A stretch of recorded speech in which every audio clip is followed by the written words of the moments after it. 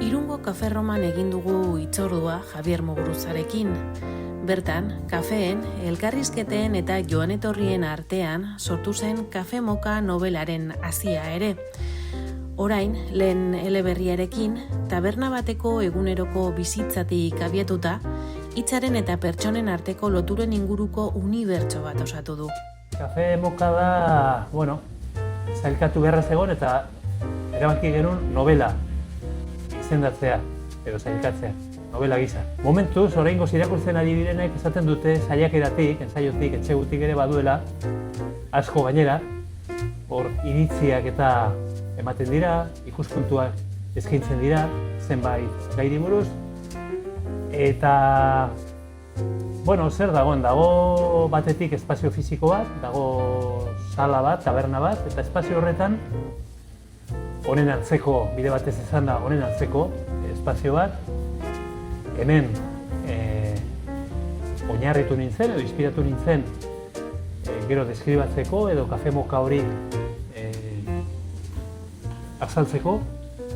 Eta hor, jakina zer dago, bezeroak daude, kafe batean, bezero daude, batzuk dira ohizko bezeroak, finkoak,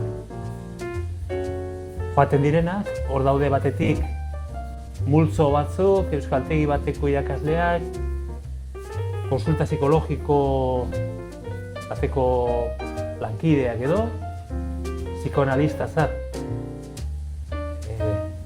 definitzen dutenak, bere burua, bereizketa egiten dute, ez gara psikologoa, psikoanalistak, eta gero bestelako jendea pasatzen da, sortzen dira solasaldiak, eztabaidak, debateak, eta egileak aprobetxatzen ditu horiek, zenbait ikuspuntu eskaintzeko edo kontrastatzen. Alberto izeneko protagonistak baduela, edo izan zuela, halako asmo bat, amets lorgarri bat, bea musikari izan zen, baina momentu batean taldea desegin, luze joko luke orain esaltzea zergatik, baina taldea desegin, eta tipoak esaten dio bere buruari, aizu, zergatik ez? Diru pixkat egin dut, eta kafe bat zabaldu, kafetegi bat, klasikoa. Gero kontua da, zenbakiak egiten hasi eta ez daukala inbesterako dirurik eta konformatu beharra du kafe txikitxo batekin. Estilo honetako kafe batekin. Eta hortik dator, Kafe Moka, Kafe Roma, inkluso pentsatu nuen Kafe Roma izena jartzea, baina konturatu nintzen Kafe Roma pila bat zeudela munduan zehar, eta bueltak emanez erabaki nuen Suitzako Kafe Moka ezagutu genuen guk, Jose Ripiaurekin, nire anaia Inigo eta Sergioekin eta Sierrekin. Eta han esperientzia bitxi bat bizitu genuen, eta bururatu zitzaidan Moka, Roma, Moka. Horita izan zitekeela titulo gisa ere, eta hola jaio zen. Musikere izan zen Alberto, baina Javier, egilea, bizitza osoa eman du hortan. Hor, adibidez antzekotasunak, bai, baina ezberdintasunak ere bai. Geo musikaz ari garela, ba.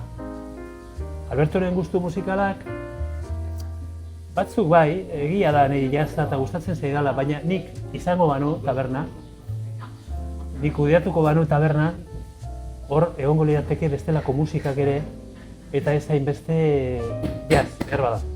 Ez dut esango, ez nik ez dut zer ikusirik Albertorekin bai, puntua makauno badaude, baina ezberdintasunak bai. Asko interesatzen zitzaidan gaiak bezain beste, gaiak tratatzeko, jorratzeko modua. Ikusten dut norabide arriskutsuan goazela alde hortatik, ez? Sare sozialak direla eta ez direla eta norbera hor gotortua, bere posizioan, amore emateko, ez amore eman, duda egiteko